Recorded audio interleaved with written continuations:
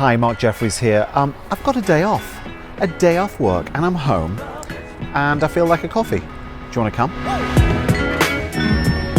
And the truth is, I'm never really fully off work. If I'm not on stage or in front of a client, I'm planning what's coming next, and I love to share ideas and inspiration. And so I thought that as well as us having coffee together, we could talk about something very important. We're all in the same game. We all try to influence the outcome.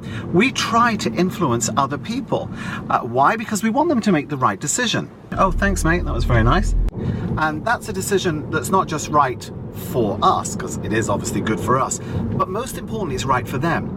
And so this constant challenge that we all have to influence people around us, to have them understand what it is we're trying to get them to do, and actually come around to our way of thinking, this is a crucial challenge, something we should constantly be striving to improve.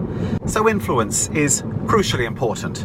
And there is good news, because there are 6 keys to influence, and each one appeals to a very different psychological type, and they spell out the word brains, B-R-A-I-N and S. Now today, just because we're having coffee together, why don't we look at least one of them? And I think it's a crucial one, and it's the one that begins with S, and it stands for specialize. People love and trust a specialist. When we see someone who knows more than other people, we trust them. And where there's trust, there's reliability. Where there's reliability, there's buyability. I get a triple tall, non-fat, no-foam latte.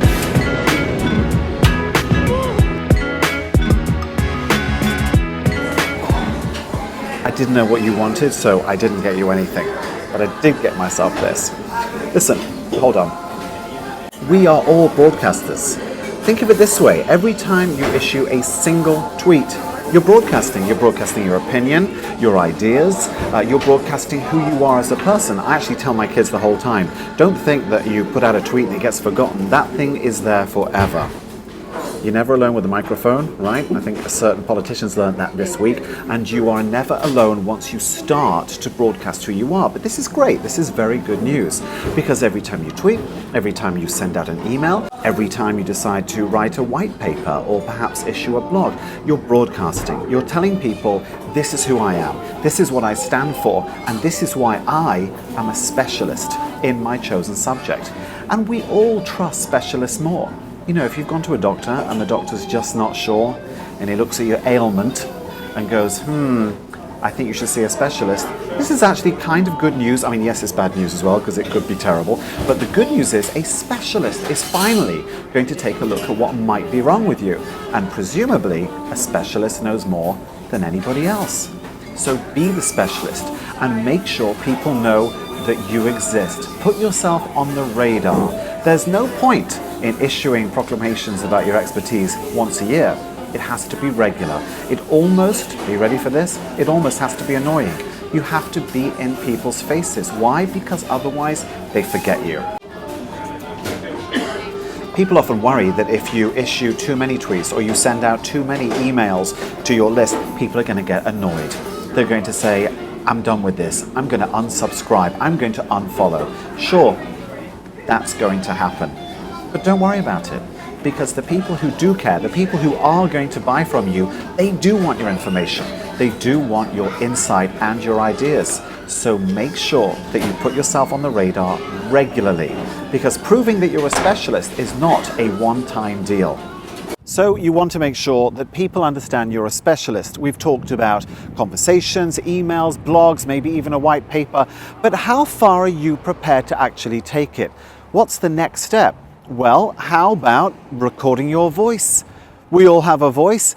Get your device and record it down on an audio file and get it out there. Maybe use Stitcher, or what's the other one? SoundCloud, or perhaps create a podcast. Again, the more people can find you, the more they'll realize that you are genuinely an expert and a specialist. How about taking it up a notch? Maybe do this. Get a camera, throw it on a little selfie stick, and record your own little vlog. Video blog, is that vlog? Yeah, vlog. It is so simple, it's super cheap, and you can edit it using free software that you can find online. I'm using a Canon G7X on a little selfie stick, And there you go. You know, in the old days, you'd have to book a film crew. You'd have the sound guy, you'd have the camera operator. It would take you a whole day to get stuff recorded. Nowadays, it is as easy as this. And if you don't want to get out and about and have people looking at you, which is happening today, then do it at your own desktop. Use your own computer, get your thoughts down, edit it down to a very nice, sharp, short video blog, and let people conclude themselves that you are a specialist. Well, I hope you enjoyed our little coffee meeting coming to you from in and around Newton, Massachusetts. Should we do it again? Next time, I'll buy you a coffee, I promise.